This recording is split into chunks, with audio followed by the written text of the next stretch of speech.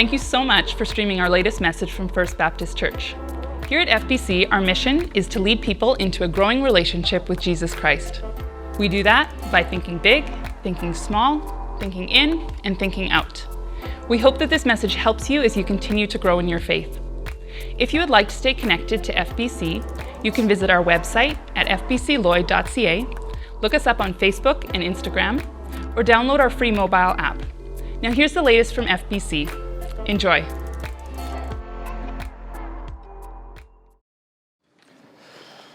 I've never considered myself to be an easily offended person. That is, unless you say something that I disagree with, then I am. No, I try not to be a really easily offended person. I know a marker for my generation is that we often can take offense at anything. I try to exude some patience and grace in my life so that I'm not just triggered about everything I hear or people say or whatever they do or whatever. That being said, I'm certainly not perfect in that. And I know for myself, and probably for most of us, we have those things that people can say or do, certain ways that people might act that are those triggers for us. You know, they just kind of grind our gears, ignite that fire inside, set us off. I want to share with you one of mine this morning. And this is, I don't want to make it sound like I lash out violently when I hear this, but there's a statement that I've heard a lot in my life. I've heard a lot of people say it inside the church, outside the church. And it's a statement that I really struggle with, and that it's just frustrating when I hear it. And that statement is this. Maybe you've heard it. People never change. Maybe you've said that. Maybe you've believed that. For me, in a lot of ways, I'd probably say I have bought into that mentality in my life. See, people say people never change, people can't change, people don't really change. The way they are, that's the way they'll always be. That's kind of the course they'll live for most of their lives. Now, the thing about this statement is it's largely true in that a lot of people, the way they're living their life is the way they continue to live their life in the long term. But I think that this type of mentality, this kind of mantra, this way of looking at people never change, is such a hopeless, pessimistic view to take of God's great creation. He loves us. And this, to me, this is such a brutal kind of mentality or mantra to live your life with, to look at people in this way. At FBC, our mission is to lead people into a growing relationship with Jesus Christ. That means that people can not only meet Jesus, but they can grow in that relationship. They can change. It's a transformative, revolutionary, life-changing experience. We believe that life change is possible and that it is probable when you experience the love and the goodness of Jesus Christ. I want to share with you 3 reasons why I can't stand this mentality, this statement of people never change, or people can't change, or people don't change, or whatever. The first reason is kind of right into our context now. This statement, this idea is so contrary to this series that we're currently doing. This series, it's personal.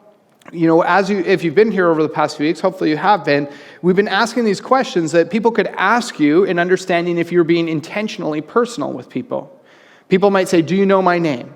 Do you know where I'm coming from? Do you know what burdens me? Do you know kind of my story leading up until this point? Do you know who I am? Now, we want you to be able to say yes to those questions. We want you to be able to make it personal enough with people that you can say, yes, I know your name. I know where you're coming from. I know what's going on in your world. I know your narrative. I know what gives you energy, what frustrates you, what fuels you, what tanks you. And I know what's gone on in your life. I know what you've done. And we don't want you to just be able to say yes to that so that you can have friends and you can know people and people can think you're a nice person. No, we want you to be able to say yes to those so that ultimately you can say yes to what I believe is, not the only question, but kind of the most important question, and that's today's question, is that question is, do you know what I can do? Now, a lot of times we answer those previous questions. Yes, I know you. I know what you're about. I know what you've done. I know who you are. I know what makes you tick. We answer those questions, and we arrive at this negative kind of yes to this question. Yeah, I know what you can do. And it's easy for us to write people off to say, well, yeah, I know what you've done, so I know what you'll continue to do. People don't really change. I know your story. I know what you're like. I've heard from other people the type of person that you are. So yes, I know what you can do, and it's a negative thing. This morning, I want to invite you to understand that this series really leads up to this moment, this question, where we answer this question by saying, yes, I know what you can do, and not looking at that through the lens of our own negativity, of the gossip that we've heard, of the brokenness that we've seen in people's lives? But to answer this question, yes, by looking at people through the lens of the gospel, by looking at people the way that the loving God who created them looks at them, by looking at them through the love and the grace of Jesus Christ. People never change is a mentality that totally these past 4 weeks are a waste of our time if we buy into that kind of a mentality, that kind of a picture of humanity. The second reason I don't like this statement, people never change, is because I believe it completely contradicts and undermines the message of the gospel. Here at FBC, you'll hear us talk about the gospel a lot. The fact that Jesus Christ came and gave his life so that broken people could experience the transforming love and grace of Jesus Christ. This only makes sense if people are able to change. Jesus didn't just come and die and say, well, people will never change. I just did this for fun. Jesus came and gave his life under the premise that we can change, and through his grace and through his goodness, we can actually accomplish great things for him. I'll read to you from Ephesians 2. You've probably read this before. Paul's writing this letter and he says, as for you, you were dead in your transgressions and sins in which you used to live when you followed the ways of this world and of the ruler of the kingdom of the air, the Spirit who is now at work in those who are disobedient. All of us also lived among them at one time, gratifying the cravings of our flesh and following its desires and thoughts. Like the rest, we, all of us, were by nature deserving of wrath. This is what Scripture teaches about the reality of our human condition, is that we're born into this sinful and broken way of life where we selfishly choose our transgressions and our sins and we turn from God. We live for our own cravings, our own desires. We're hedonists at heart and we choose our own path, even if it's destructive, even if it's contrary to what the loving God who created us for. We choose it, and as a result, we're disobedient. We live for the cravings of our own flesh, and as a result, we're dead in our sins. We are spiritually dead, and we are deserving of wrath. This is a bleak picture. That's the bad news. Now, Paul doesn't continue here. I mean, you can see it's on the screen, but Paul doesn't continue here and say, well, people never change, so we're still there. Paul continues on with the good news. He says, but because of his great love for us, God, who is rich in mercy, made us alive with Christ, even when we were dead in transgressions. It is by grace you have been saved. God, who is rich in mercy, made us alive. Death to life, deserving of wrath, covered in grace. This is a huge transfer. There is no change like this. Maybe you have friends on social media who've decided they're going to start, eating better and working out and all that and kind of transforming their lives in that way. I try to do that sometimes. I just don't put it on social media because it's too disappointing down the road. But, you see those people and they're like, here's me a year ago and then here's me now. And they look different, and they're just look at the transformation. And sometimes it's pretty striking. I mean, you can watch those kind of time lapse over a year videos of people losing 1 million pounds, and it's whoa, that's crazy. That is nothing compared to what Paul is talking about here. I mean, there's no Instagram filter to capture the transformation that happens when someone moves from death to life, deserving of wrath, richly rewarded by the grace of Jesus Christ. This is an incredible transformation. I am so glad that Jesus' mentality wasn't, oh, look at those sinful people. They can never change. They will never change. No, he believed in change being possible, and he came down to earth and made himself like a servant and submitted himself to death, even death on a cross, and laid down his life for the sheer reason that he knew what we could do as a result of experiencing the gospel. The third reason that I really struggle with this mantra, people never change, is more of a deeply personal one. Now, I shared with you guys from my life kind of currently 2 weeks ago, something pretty deeply personal. This is going to be a share with you from my life. It's not quite maybe as personal or as hard to share. But to me, this series, especially this week, is kind of everything in my spiritual journey. Because it's as a result of people who answer this question, do you know what I can do with an emphatic yes, that I am where I am at today? I do not believe That without those people looking at me through the lens of God's grace and love and compassion and the gospel, that I would be where I'm at today. And I want to unpack that a little bit and share with you a really pivotal moment. So I'm going to share some context, this pivotal moment, and kind of what that's looked like for me. So a lot of you have been around for a while. You know a fair amount about my story. I'm going to tell it a little bit, fast-forward version, and maybe you've heard bits, maybe there's some new info or whatever. But anyways, lots of you know that I was born at a very young age. And during the summer, we always teach our LITs their stories. Have to start with that. But it's true. Very young. I was born. And when I was born, my dad was a pastor, and I had a sister who was 3 years older than me. If you've been around church, you've maybe heard the stereotypes about pastors' kids. There are usually two stereotypes. One is that they're like perfect angels, just like immaculate, so well-behaved. And then the other stereotype is kind of exactly the opposite. It's like, oh, did like Lucifer come back? Did I birth the Antichrist? And so my parents, 3 years before I was born, had a daughter, and they named her Angel. So you can guess which category she fell into, and they were blessed with one of each stereotype. So here I came along. And so growing up, like in elementary, it wasn't that crazy. I mean, I lived my whole life so churched. I mean, we went to church. My dad was a pastor, went to Christian school. I went to like all the stuff. Just if Jesus was there, we were there. If he wasn't, no. And so grew up in elementary like this. And, I was largely kind of bored by it, but I, just kind of went along with it. Was a decent, like kind of just a pretty normal childhood in that regard. Right before grade 7, we moved to Calgary from Red Deer, and I went to this new Christian school. I started this junior high there. And something really interesting happened. My parents didn't teach me this, but I had this weird view of God that I believed that if I stepped out of line, that he might just like strike me down right there. Like I had heard the Bible stories about like Ananias and Sapphira and Sodom and Gomorrah, the flood, and I was just like, man, you don't mess with this dude. And so up until that point, I was like, you don't do bad stuff, otherwise God's going to start dropping some bolts and all that. In junior high, at this Christian school, I started to notice that some of my friends, some of the students I was hanging out with, these guys were like, this sounds crazy, but they were like swearing. And I couldn't believe it. I was like, what? You guys? And I don't mean like, growing up there are different categories of swears, right? Like there's kind of like, bottom tier, middle tier, and then there's like the F-bomb up here, And so they were like third degree swearing. Like this was like real stuff. And the thing that blew my mind about it the most is that there were they were still alive. There were no like thunderbolts and lightning. Very, very frightening. No, they were still alive. And I was like, this is crazy. Like you can sin and kind of get away with it.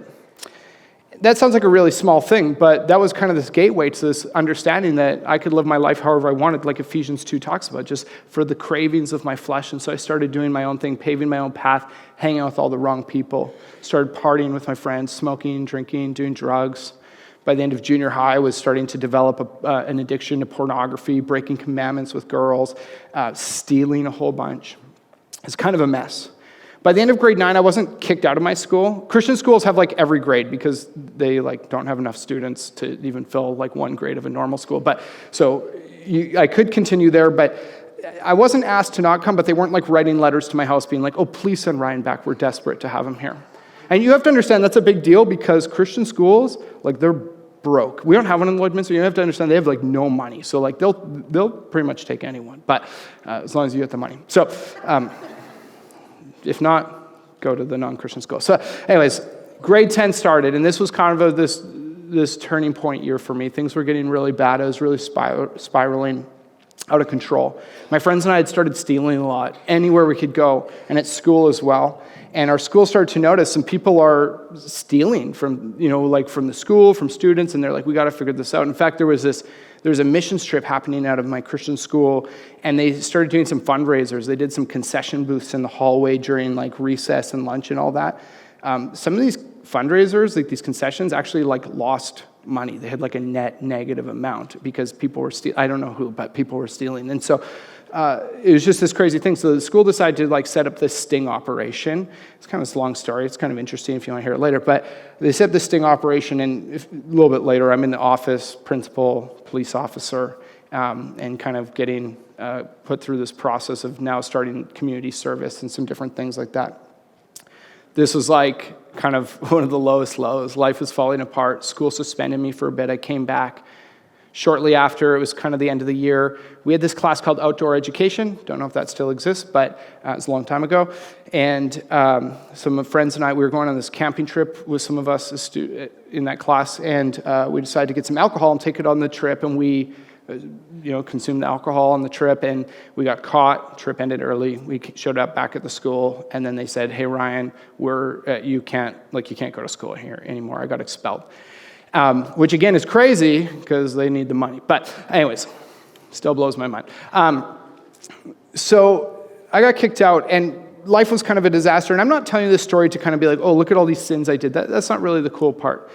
But I want you to understand the context of what I was living in. This is a disaster. I was like the highest maintenance student that they had in the school. Things weren't looking good. And at this point, I was just like, man, like everything's a mess. I still remember. This is the moment that I remember that makes me think so much about this week's topic. I remember my parents and I, it was the end of the year, kind of close to the end of the year, so the school was gracious to let me like do schoolwork at home, kind of write my tests, and not have to like redo grade 10, which is, I was very thankful for that. My parents and I were at the school, and we're in the hallway this one day because we're getting some schoolwork and talking to some teachers and trying to figure out what that looked like. And there's this teacher, and I honestly don't remember her name. I don't remember what she taught me. To be clear, I don't really remember what any of my teachers taught me at that point in my life, but I don't even remember what class she taught me. She existed, kind of have this like vague kind of memory of her, but this is what's imprinted in my mind. This is like 20 years ago. I'll never forget this. I remember she was in tears, like crying as she was giving my parents the work. Sorry, I'm just trying to act what she was like. This isn't me. Giving my parents the schoolwork that I needed to do at home. And I remember her, I was in so much trouble with all my teachers. I remember her looking at my parents and saying, the reason I'm so sad is because Ryan has so much potential. And I remember just being like, honestly, confused. I was like, really? Like, are you talking about a different Ryan in the class? Like, this is crazy. Look at what I'm doing. Look what I'm up to. I'm expelled. I've been in so much trouble. I'm in trouble with the law. I'm in trouble with the school, with my parents. Everything's a disaster. And I'll never forget this nameless, subjectless teacher look at my mom and saying, I believe that Ryan has so much potential. Because in a moment where I felt like no one believed that, and I definitely didn't believe that about I thought this teacher was crazy. I remember that just being so life-changing for me. There were a couple people like this lady, some of them I actually remember their names, who invested in me like that. No matter what I was going through, no matter how broken I was, didn't look at what I had been, didn't look at what I had done, didn't look at what was going on in my life, but looked at me through the lens of the gospel, looked at me through God's eyes with his love and his grace and said, Ryan, I know what you can do.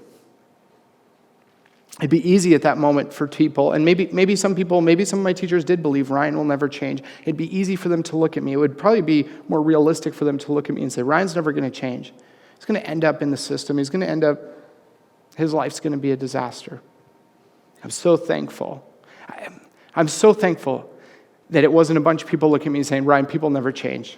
You're a write-off. But there's people like this teacher who stood in the way and said, I know what you can do. 2 weeks ago, if you were here, I was talking about the story of this man named Zacchaeus in Luke 19. And I'm just going to recap it a little bit because I think this is such an interesting narrative for so many reasons, but especially with this series.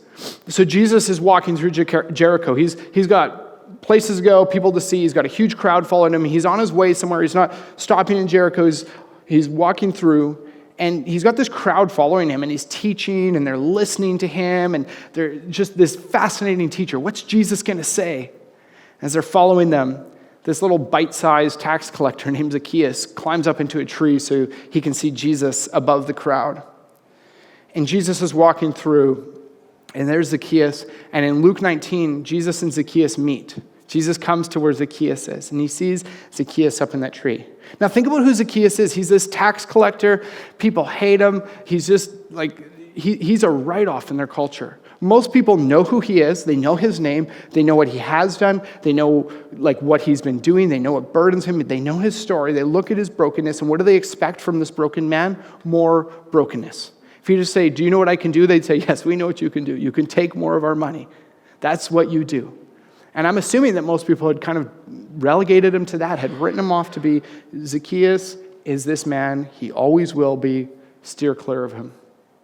Jesus shows up to this tree, and the text is short, so I fill in a lot of the conversation in my own mind, but Jesus shows up, he says, Zacchaeus, rather than talking to him the way everyone else does, Zacchaeus, you're this filthy tax collector, you're brutal, you're a jerk.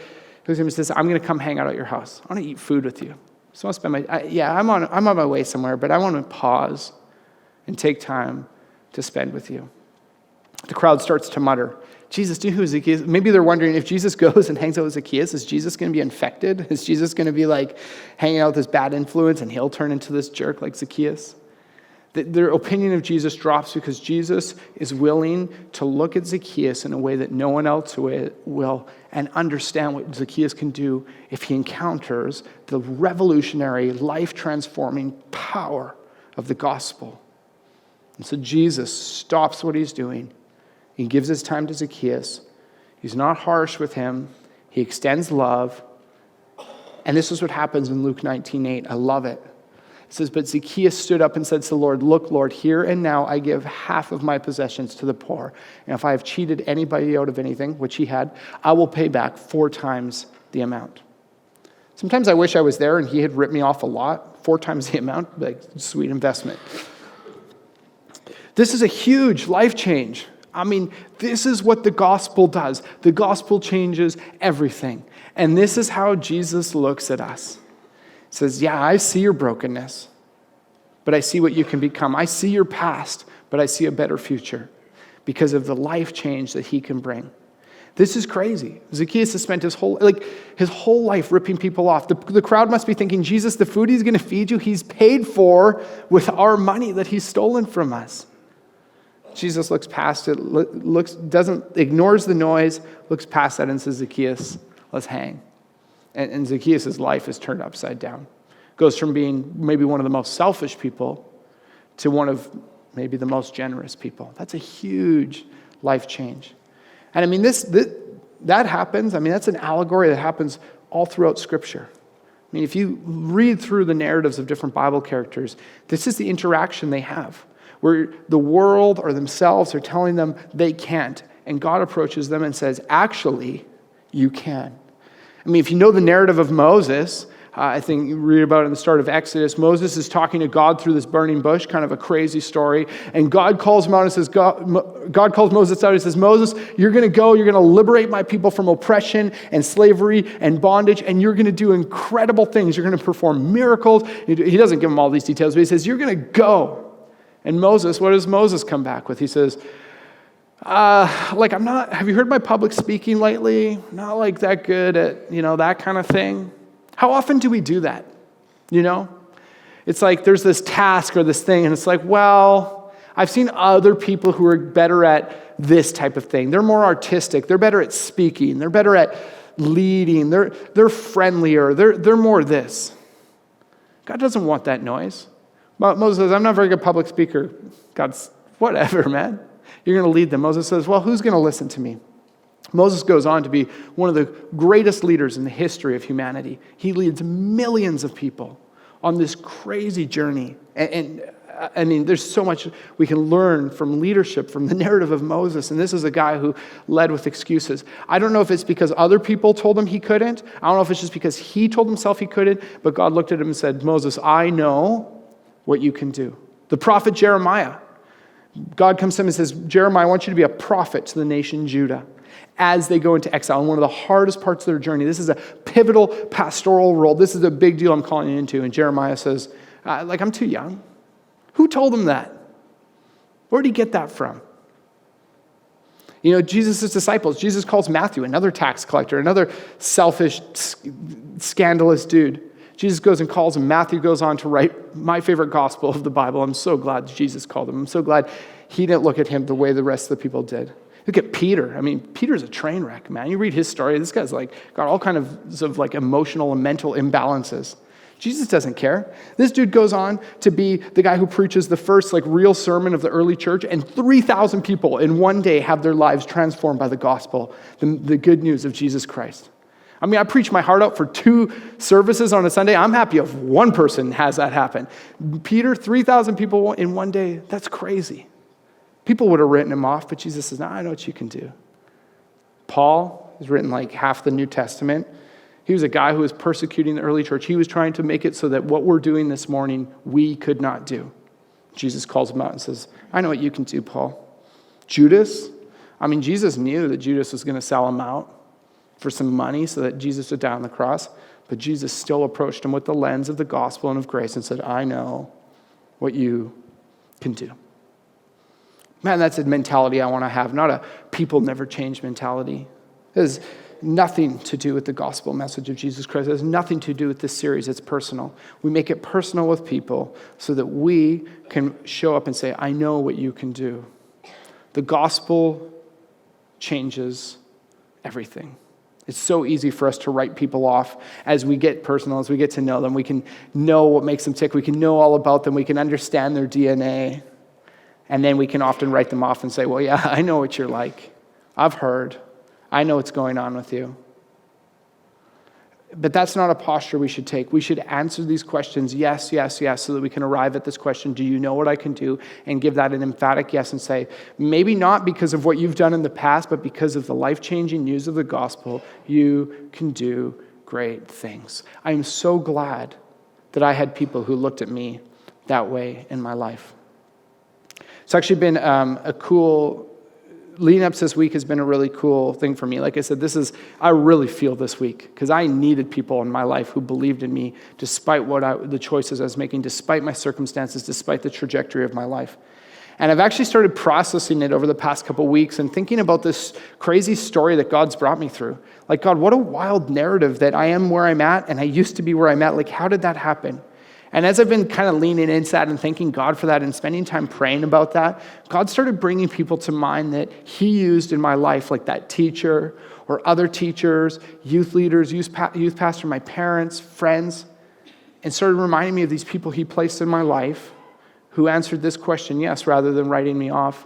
And I've started spending some time just going online and finding people, teachers from my Christian school, and hitting them up. And, you know, especially with my teachers, like I'll write them a message and I'll say, hey, like, not sure if you remember me. They all definitely remember me. Not really for good reasons, but they all remember me. And then I say 2 things. First of all, I'm sorry. Secondly, thank you so much. And I let them know I'm doing all right now. Thank you so much that you didn't give up. Thank you that you continued to believe in me, even when the odds were stacked, even when it made sense to not believe in me. Thank you so much. Here's where I'm at, and I owe a whole bunch of that too. And it's been a really neat experience for me because it's made me realize how important it is to view people that way and to answer this question, do you know what I can do, with a big, huge yes? And take that posture as I look at other people. I'm not just preaching at you guys. It is easy for me to write people off, to not extend grace, to be like, oh, I've heard about that person. I've seen what they're like. I know what you've done in the past, and to just be done with people. But I don't think that's what Jesus calls us to. Maybe for you there's this tension, and this is kind of an aside, about, you know, when we talk about being personal, we talk about the mission at FBC to lead people into a growing relationship with Jesus Christ. Is that mission about people who don't know Jesus, who are outside of the church, or about people who already do know Jesus, who are inside the church, who are already following Jesus? And I would say that the answer is yes. The mission is about people who don't know Jesus yet, and it's about people who do know Jesus already. It's kind of like asking, is parenting about making children or about raising children? And the answer would be yes. Hopefully you do both of those things well. And that's kind of what our mission is about. We should be figuring out ways to intentionally build relationships and invest into people outside of the church, people who don't know Jesus yet, and help them experience the life-changing love of Jesus Christ. But once they join, we don't just stop there. That's why we talk about small groups, we talk about thinking small. So when we talk about thinking big, and we invite you guys to engage with us in our mission to serve at FBC, it's not just because we need like a role filled. I mean, yeah, we do, but it's so much more than that. It's actually a tangible opportunity here at FBC to say that I believe in what people can do because of how much Jesus loves them, and actually putting your time and your energy where your mouth is.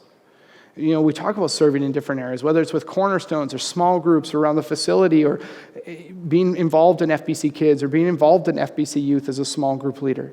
These are all because this actually gives us an opportunity to make it personal and to partner with people and say, I know what you can do. I know what Jesus can do through you, and it's great. When I think about it, all these areas are important. I think about FBC Kids and FBC Youth leaders a lot when I think about this, because that's so deeply personal to me, because that is those are the people in my life that transform my life so much, that were there relentlessly, never giving up on me, and were there consistently showing me. They didn't even have to say it. I knew that they believed in what I could do. I remember when I was a little kid, I went to, back then we didn't call it FBC Kids. Our church wasn't called FBC, so that'd be weird, but we just used to call it Sunday school. And so I had this Sunday school teacher named Mrs. Davies, and she's a sweet old lady. And every Sunday, she'd just give me her time. She'd give us her time, no matter how good or bad we were. And those people were such a huge part of my spiritual journey, and I wouldn't be where I am at today if it wasn't for them. Same with Doug. Doug would have had those. I said it's called Sunday school when I was young. I don't know what it was called when he was young. Maybe dinosaur trainers or Noah, Adam. I don't know. We had these people who were willing to not only say, well, I believe in what they can do, but I will show you that I believe in what they can do. If you're not serving somewhere at FBC, this sermon isn't a big build-up to get you to serve, but hop on our app, hop on our website, go to Next Steps, hit serve. We'd love to start a conversation with you about how here at FBC you can start putting this on the ground in your life. I'm going to wrap this up pretty quickly, but I want to fast forward my life a little bit. So I had these people who believed in me regardless of the mess I was in, and eventually I became a follower of Jesus. I put my trust into Jesus Christ, and then it became very missional in my life. I was like, I want to be that for other people. So some friends and I, we started touring around the world telling people about Jesus Christ, playing rock and roll, telling people Jesus loves you, and trying to do that for a long time. And then fast forward a decade, decide to stop touring, and I show up in this community called Lloydminster, which is, to be honest, a lot smaller than any town I ever thought I'd live in. And I show up in this random community, and I'm just this long-haired guy who doesn't have any university degree. It's kind of weird looking, probably smells a little funny. Don't really have much. Well, I didn't have a resume made, but if I made one, I'd be like, cool, can play guitar. Not a lot going on in that regard. And I'm thankful at this point I'm already following Jesus, so you could say, well, did people really need to believe in what you could do at that point? And I'm so thankful that for some people the answer was yes, because like I said, you fast forward to the end of that, and along comes this dude named Doug who, despite, I'm sure, the fact that a lot of people in the church maybe thought the decision was crazy, myself included, probably a wild decision, said, there's a stage. Get up there, and why don't you holler at us every 2 weeks and talk to us about Jesus? And honestly, that's a stupid decision. I'm just this, nobody, no offense. I'm just this random guy, and people probably thought he was crazy, myself included. But Doug said, I don't care about that noise. I believe in what you can do. I'm not saying this to pump Doug's tires or whatever, but it is life-changing when you approach people with this kind of a mentality rather than a people never change mentality. And I'm so thankful for the people that have done that in my life. So the series is over. You can go home and you can forget it. You can do whatever you want with it. I hope that you'll keep it written in your heart to some degree and that you'll desire to make it personal with those around you outside of the church and inside the church. I want to give you guys 2 quick homework assignments this week, and then we're going to sing a song and then we can get out of here. The first one is this. Like I've been doing, spend some time reflecting and asking God to reveal parts of your narrative throughout your life to you. Say, God, who are those people that showed up in my life and approached me like this? That approached me with this, I know what you can do mentality, who saw me through the lens of the gospel. I'm assuming that all of us have had at least one or a couple people, or hopefully more, that regardless of what's going on in your world, regardless of your brokenness or your situation or what you've done, that have looked at you with grace and have still believed in you and still have been there for you and have been consistent in your life. Spend some time with that this week. And I really want to encourage you to actually reach out to those people. Take them out for lunch and thank them. Write them a letter and thank them. Send them a text message. Find them on social media. Whether it's your parents, your teachers, youth leaders, small group leaders, anybody in your world, a friend. and spend some time thanking them. I think that's a good practice, but it will hopefully bolster your next bit of homework. And your next bit of homework is a little bit broader. And that is go home and say, God, please reveal to me the people in my life that I can do a better job of extending this view that I believe in what they can do, that I am seeing them through the lens of the gospel and who they can become in your grace and your goodness. And say, God, who is it? Maybe there are people at work or in your family that you've struggled to extend grace to. Maybe you've cut off some of that grace in your world. And say, God, will you give me just a little bit more so that I can be that for them, regardless of what they've done, regardless of what they've said, regardless of if they've hurt me personally, how can I do that for them? And I encourage you to ask God to show you that both outside FBC and inside FBC. People who don't know Jesus yet, and maybe it's time for you to pick up a volunteer role at FBC and say, God, how can I do that within your church community that you've given me?